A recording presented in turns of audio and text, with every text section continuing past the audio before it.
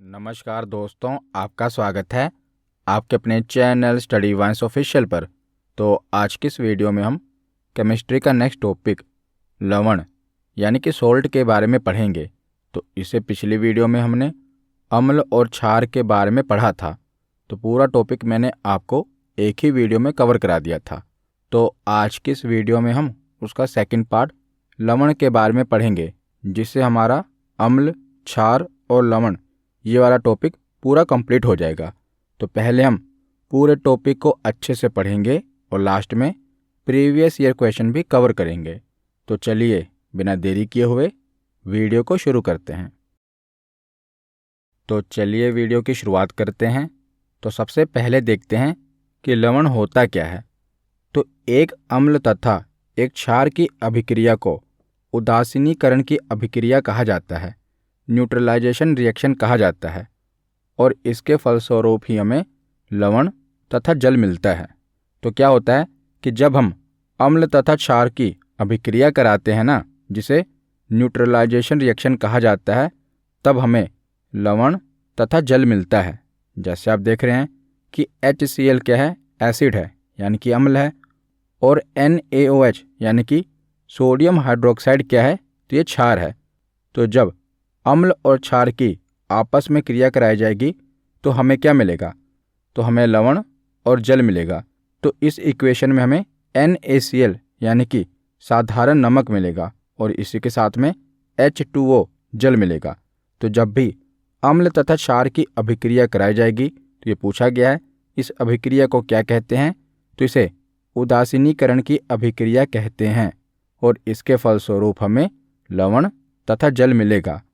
तो अम्ल एवं क्षार की परस्पर अभिक्रिया जो कि उदासीनीकरण अभिक्रिया है, इससे उत्पन्न यौगिक को क्या कहा जाता है, तो इससे उत्पन्न यौगिक को या इससे उत्पन्न पदार्थ को लवण कहा जाता है।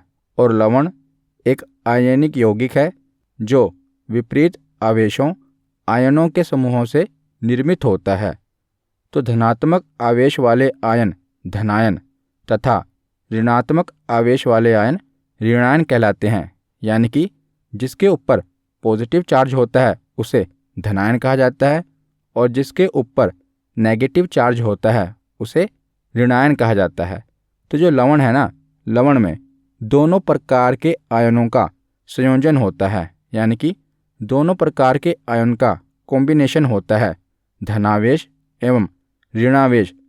तो इसमें धनावेश एवं ऋणावेश दोनों का संतुलन होता है और लवण का शुद्ध आवेश देखा जाए तो शून्य हो जाएगा, यानी कि इस पर पॉजिटिव और नेगेटिव दोनों चार्ज का कॉम्बिनेशन होता है और नेट रिजल्ट देखा जाए तो इसका जो आवेश है वो शून्य हो जाता है।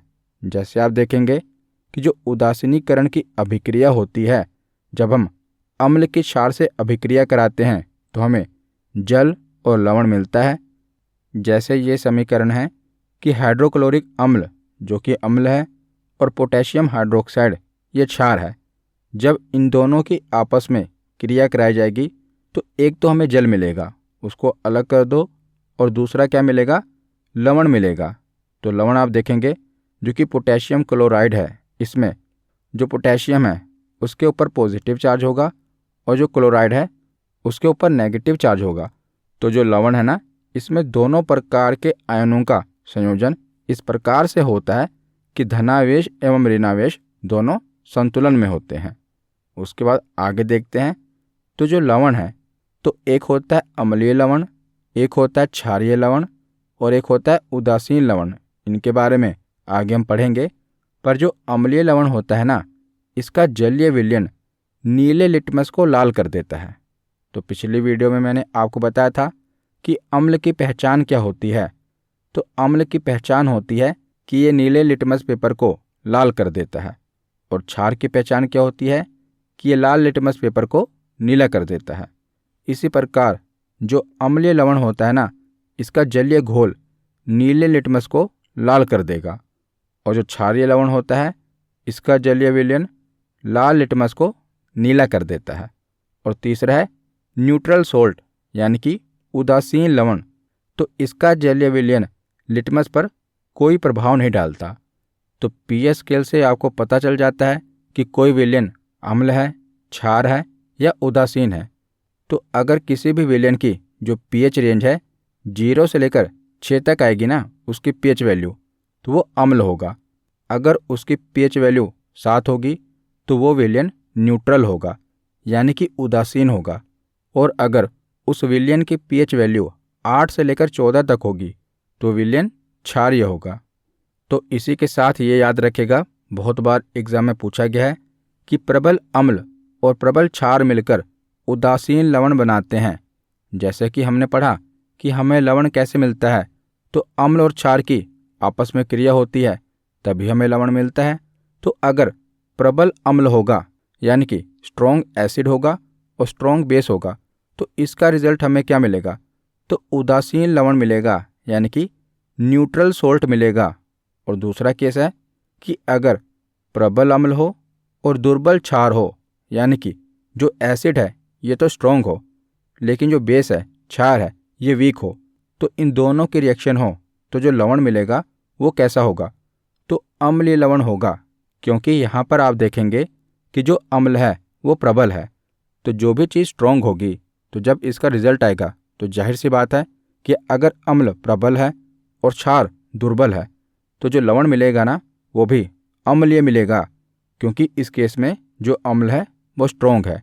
जैसे जो थर्ड केस है इसमें जो अम्ल है वो वीक है लेकिन क्षार स्ट्रॉन्ग है, तो यहाँ पर क्या होगा कि जो लवण होगा वो भी क्षारीय होगा। तो 3 केस हो गए, अगर प्रबल अम्ल तथा प्रबल क्षार हो यानी कि एसिड भी स्ट्रॉन्ग हो और बेस भी स्ट्रॉन्ग हो, तो जो सोल्ट होगा कैसा होगा, वो न्यूट्रल होगा। दूसरा केस है कि अगर एसिड स्ट्रॉन्ग हो और जो क्षार है वो दुर्बल यानी वीक हो, तो जो लवण होगा वो अम्लीय होगा क्योंकि जो एसिड है स्ट्रॉन्ग है। तीसरा केस है कि एसिड वीक हो और जो क्षार है वो स्ट्रॉन्ग हो, तो यहाँ पर क्या होगा, क्षार स्ट्रॉन्ग है तो जो लवण होगा वो भी क्षारीय होगा। तो ये 3 केस हैं जो कि आसान हैं, आपको याद रखने हैं। इसके बाद आगे हम लवणों के प्रकार देख लेते हैं, सोल्ट के टाइप्स देख लेते हैं। तो पहला प्रकार है सामान्य लवण, नॉर्मल सोल्ट। तो ऐसे लवण जिनमें H+ यानी कि हाइड्रोजन प्लस या OH- आयंस नहीं होते उन्हें सामान्य लवण कहा जाता है। तो साधारण शब्दों में आपको बताऊं तो जिसमें आपको H या OH ना देखने को मिले तो वो नॉर्मल सोल्ट होगा। जैसे NaCl सोडियम क्लोराइड, इसमें आपको H या OH नहीं देखने को मिल रहा तो ये क्या होगा, ये नॉर्मल सोल्ट होगा। दूसरा आगे है Na2SO4, इसमें भी आपको H या OH नहीं देखने को मिल रहा, दोनों ही आयंस देखने को नहीं मिल रहे तो ये भी नॉर्मल सोल्ट होगा। तीसरा है CaSO4, इसमें भी आपको न H देखने को मिल रहा है न OH, तो ये भी सामान्य लवण होगा। तो सीधी सी बात है, ऐसे लवण जिनमें H+ या OH- आयंस नहीं होते उन्हें सामान्य लवण कहा जाता है। दूसरा प्रकार है अम्लीय लवण। तो प्रबल अम्ल तथा दुर्बल क्षारक की अभिक्रिया से उत्पन्न लवण अम्लीय लवण कहलाते हैं, जो कि हमने पीछे पढ़ा। और इनका pH मान भी 7 से कम होगा, तभी तो कोई विलयन अम्ल होता है। और इनमें H+ आयंस होते हैं। तो अम्ल और क्षार वाली वीडियो में मैंने आपको बताया था कि जो अम्ल होते हैं इनमें H+ आयंस होते हैं और जो क्षार होते हैं उनमें OH- आयंस होते हैं। तो अम्लीय लवण में क्या होगा, H+ आयंस होंगे। तो जब भी आपको कोई केमिकल फॉर्मूला देखने को मिले जिसमें H हो यानी हाइड्रोजन हो, तो जान लीजिए वो अम्लीय लवण है। जैसे सोडियम बाइकार्बोनेट, इसका केमिकल फॉर्मूला क्या है, NaHCO3, तो इसमें H है तो ये क्या होगा, ये अम्लीय लवण होगा। दूसरा फॉर्मूला देखिए, मोनोसोडियम फास्फेट NaH3PO4, तो इसमें भी H है, हाइड्रोजन है, तो ये भी अम्लीय लवण होगा। तो अम्लीय लवण आप कैसे पता लगाएंगे, जिसमें H+ आयंस हो उसे अम्लीय लवण कहा जाएगा। इसके बाद है क्षारीय लवण। तो दुर्बल अम्ल तथा प्रबल क्षारक की अभिक्रिया से जो उत्पन्न लवण होता है ये क्षारीय लवण कहलाता है। इसमें आप देखेंगे कि जो क्षार है वो स्ट्रॉन्ग है, इसलिए इसका रिजल्ट आप देख रहे हैं कि जो लवण है वो क्षारीय है और इनका पीएच मान 7 से अधिक होगा, तभी तो ये क्षारीय लवण है। और इनमें OH- आयन्स होते हैं।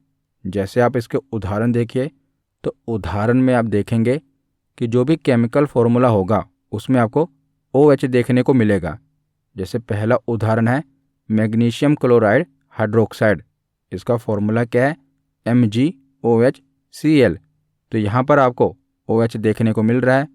तो जब भी आपको OH देखने को मिले तो वो क्षारीय लवण होगा। अगर H देखने को मिले तो वो कौन सा लवण होगा? तो वो अम्लीय लवण होगा। जैसे दूसरा उदाहरण है जिंक क्लोराइड हाइड्रोक्साइड। इसका फॉर्मूला क्या है? ZnOHCl। तो इसमें भी OH है, तो ये भी क्षारीय लवण होगा। तीसरा उदाहरण है कैल्शियम हाइड्रोक्सी क्लोराइड। इसमें भी आपको OH देखने को मिल रहा है, तो ये भी क्षारीय लवण होगा। तो क्षारीय लवण कौन सा होगा?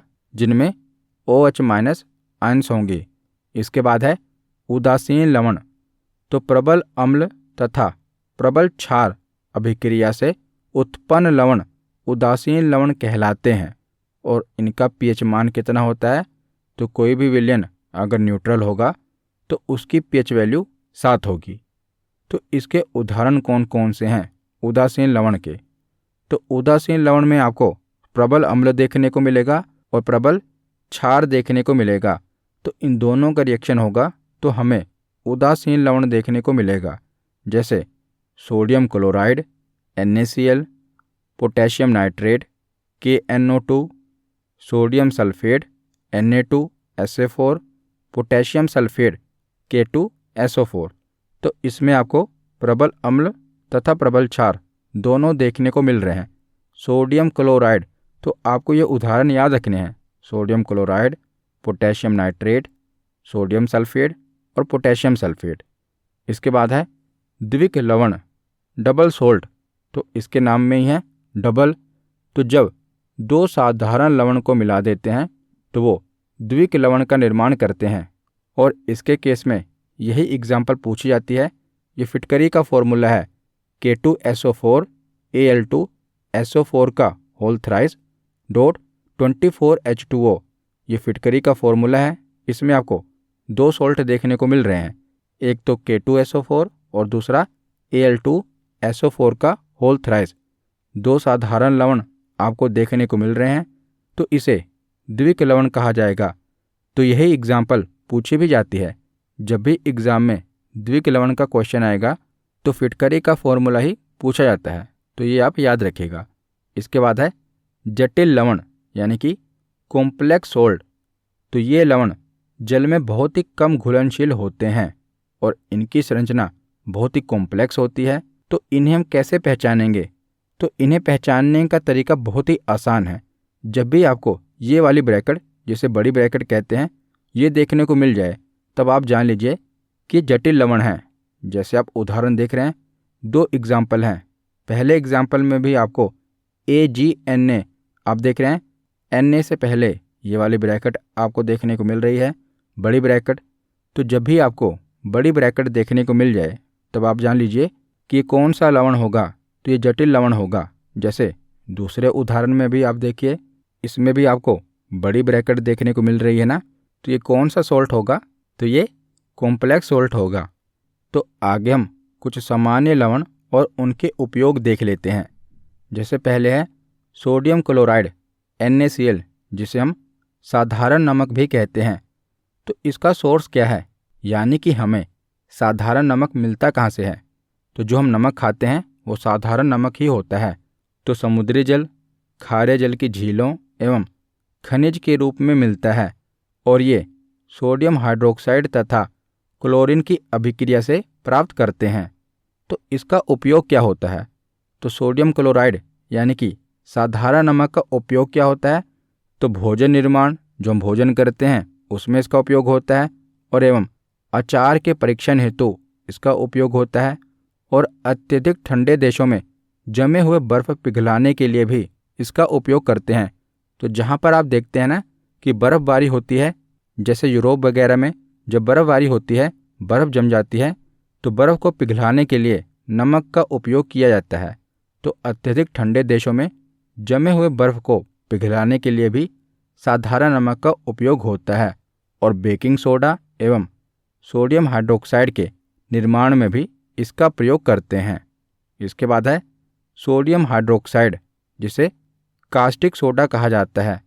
तो इसका सोर्स क्या है? तो यह आयनिक यौगिक है जो सोडियम या उनके ऑक्साइड पर जल की क्रिया से प्राप्त होता है। तो इसका उपयोग किस में होता है कास्टिक सोडे का? तो सोडियम लवण में, कागज के निर्माण के लिए, लकड़ी की लुगदी बनाने में और बॉक्साइड अयस्क के शोधन में भी इसका उपयोग होता है और औद्योगिक सफाई अभिकर्ता के रूप में भी कास्टिंग सोडे का उपयोग होता है। इसके बाद आगे है सोडियम कार्बोनेट अथवा धावन सोडा। तो इसका सोर्स क्या है, ये कहाँ से मिलता है?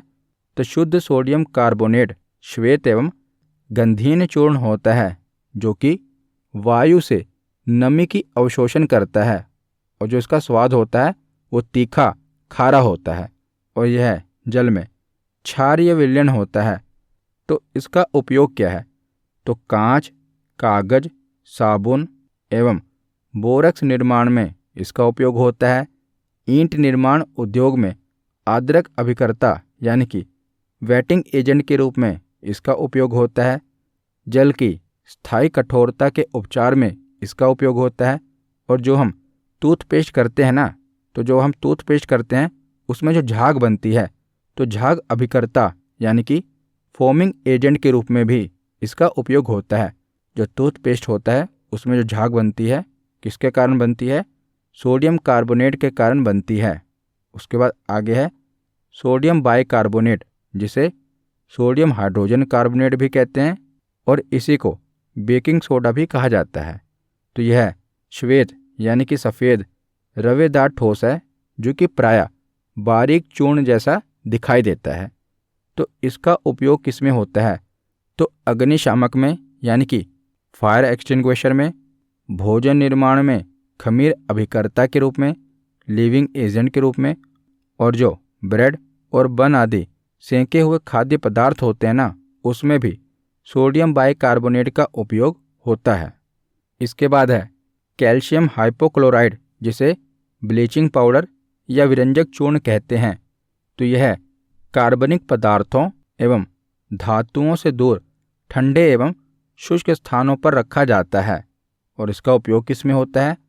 तो विरंजक चूर्ण या ब्लीचिंग पाउडर का उपयोग स्विमिंग पूल को स्वच्छ करने में, पेयजल के कीटाणु रोधन में यानी कि पीने के पानी में कीटाणुनाशक के रूप में। तीसरा उपयोग है कागज ब्लीचिंग एजेंट के रूप में। चौथा उपयोग है क्लोरोफॉर्म तथा ना सिकुड़ने वाले ऊन के निर्माण में इसका उपयोग होता है। किसका? ब्लीचिंग पाउडर या विरंजक चूर्ण का। इसके बाद है कैल्शियम सल्फेट हेमोहाइड्रेट, जिसे हम प्लास्टर ऑफ पेरिस कहते हैं। तो यह जिप्सम को 120 डिग्री सेल्सियस पर गर्म करने पर प्राप्त होता है और यह भी श्वेत चूर्ण है जिसमें जल मिलाने पर यह पुनः ठोस जिप्सम में परिवर्तित हो जाता है। तो इसका उपयोग किस में होता है? तो टूटी हुई हड्डियों को उनके सही स्थान पर स्थिर रखने के लिए जो प्लास्टर चढ़ाते हैं ना, वो जिप्सम का ही होता है जिसे प्लास्टर ऑफ पेरिस कहते हैं। और इसके साथ घर निर्माण में सतह को चिकना बनाने में भी इसका उपयोग होता है और कागज ब्लीचिंग एजेंट के रूप में भी इसका उपयोग होता है। इसके बाद है पोटेशियम नाइट्रेट। तो यह क्षारीय प्रकृति का रवेदार लवण है और इसका रंग श्वेत से लेकर मटमैला होता है और यह जल में घुलनशील है एवं ज्वलनशील भी है और यह पदार्थ के दहन को तीव्र करता है। तो पोटेशियम नाइट्रेट का उपयोग क्या है? तो उर्वरक यानी कि खाद बनाने में, कांच, गन पाउडर और बारूद के निर्माण में एवं औषधि निर्माण तथा संवेदनशील दांतों के लिए दंत मंजन के निर्माण में भी इसका उपयोग होता है। यानी कि जो सेंसिटिव टीथ होते हैं उनके टूथपेस्ट में भी इसका उपयोग होता है और रॉकेट इंजन में ऑक्सीकारक ऑक्सीडाइजर के रूप में भी इसका उपयोग होता है। तो खाद, कांच और बारूद के निर्माण में इसका उपयोग होता है और रॉकेट ईंधन के ऑक्सीडाइजर के रूप में भी इसका उपयोग होता है। तो आज का हमारा थ्योरी सेक्शन यहीं पर कंप्लीट होता है। अब हम प्रीवियस ईयर क्वेश्चन देखते हैं। तो पहला प्रश्न है कि अम्ल और क्षार अभिक्रिया करके क्या बनाते हैं? अम्ल बनाते हैं, लवण बनाते हैं, ईस्टर बनाते हैं या अल्कोहल बनाते हैं? तो अम्ल और क्षार अभिक्रिया करके लवण और जल बनाते हैं। तो इसका सही जवाब क्या होगा? ऑप्शन बी, लवण। अगला प्रश्न है कि अम्ल क्षार के साथ अभिक्रिया करके लवण और जल बनाता है। इस अभिक्रिया को क्या कहते हैं? इस रिएक्शन को क्या कहते हैं? तो उदासीनीकरण यानी कि न्यूट्रलाइजेशन रिएक्शन कहते हैं। तो इसका सही जवाब क्या होगा? Option B.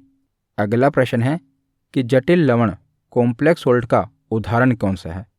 तो मैंने आपको बताया था कि जटिल लवण कैसे पहचानेंगे।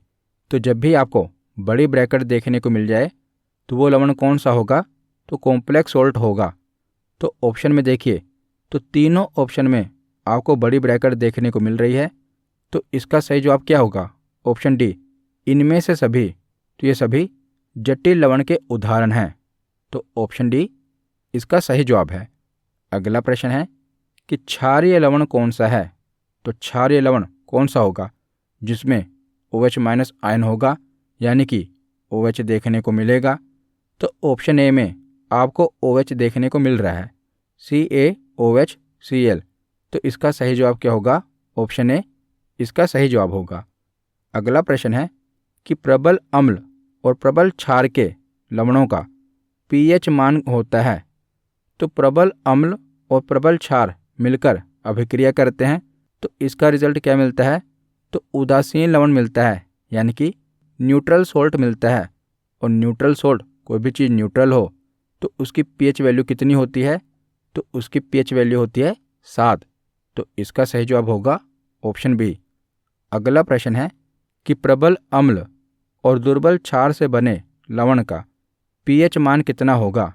तो यहाँ पर स्ट्रॉन्ग कौन सा है? तो अम्ल स्ट्रॉन्ग है। तो इसका जो रिजल्ट होगा यानी कि लवण होगा वो भी अम्लीय होगा।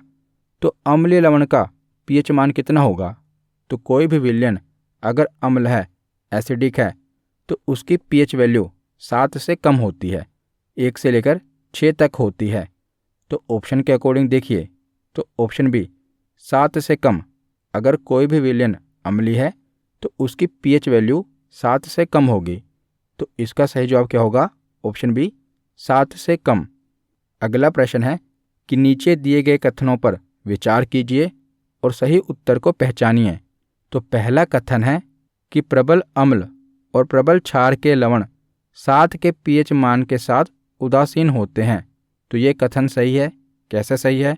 तो इसमें कहा गया है कि प्रबल अम्ल और प्रबल क्षार, तो जब ये दोनों मिलेंगे तो क्या होगा? जो लवण होगा वो उदासीन होगा और उदासीन लवण का pH वैल्यू 7 होगी। तो यहाँ पर क्या लिखा है कि प्रबल अम्ल और प्रबल क्षार के लवण 7 के pH मान के साथ उदासीन होंगे। तो सही है ना? तो ये कथन सही है।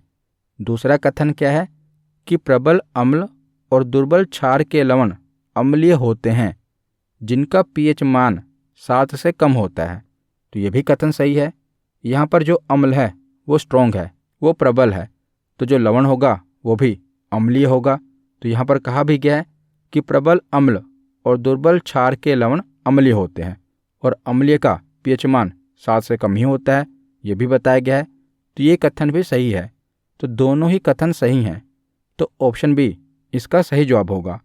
अगला प्रश्न है कि टूटी हुई हड्डियों के संरक्षण हेतु प्लास्टर ऑफ पेरिस का उपयोग किया जाता है। यह क्या है? कास्टिक चूना है, कैल्शियम कार्बोनेट है, कैल्शियम ऑक्साइड है या जिप्सम है? तो जब हड्डी टूटती है और उसके ऊपर प्लास्टर चढ़ाया जाता है वो किस चीज़ का होता है? तो जिप्सम का होता है। तो ऑप्शन डी इसका सही जवाब है। तो आज का आखिरी प्रश्न है कि केक और ब्रेड को हल्का और स्पंजी बनाने के लिए किस पदार्थ का उपयोग किया जाता है? तो केक और ब्रेड को स्पंजी बनाने के लिए किसका उपयोग होता है? तो सोडियम बाइकार्बोनेट का उपयोग होता है। तो ऑप्शन बी इसका सही जवाब है। तो आज की ये वीडियो यहीं पर ख़त्म होती है। कैसी लगी ये वीडियो कमेंट सेक्शन में ज़रूर बताना। धन्यवाद।